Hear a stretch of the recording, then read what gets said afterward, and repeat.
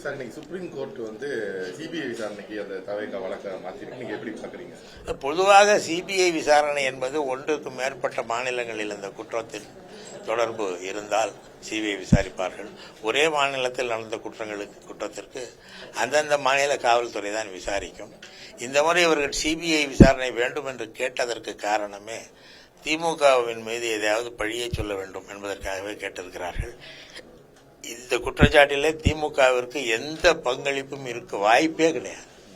இந்த குற்றம், இந்த மரணம் நடந்தது ஒரே ஒரு காரணத்தால் தான். 12 மணிக்கு அங்கே வந்து பேசுவதாக சொன்ன விஜய் 7:30 மணிக்கு வருகிறார்.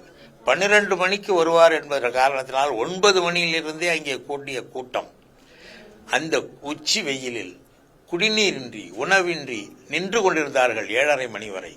அதனாலே மயக்கமடைந்து கீழே விழுந்தார்கள். அவர்களை கூட இருந்த ரசிகர்கள் காப்பாற்ற முயலாமல் அவர்கள் மீது ஏறி சென்ற காட்சிகள் எல்லாம் கூட புகைப்படங்களிலே வந்திருக்கிறது. அந்த அளவுக்கு மிக மோசமாக விஜய் ஏன் 7:30 மணிக்கு வந்தார், ஏன் 12 மணிக்கு வரவில்லை என்ற காரணத்தை இதுவரை விஜய் சொல்லவில்லை. இப்பொழுது சொல்லியாக வேண்டிய நிலை வந்திருக்கிறது. சொல்லும் பொழுது இந்த வழக்கின் திசை மாறும்.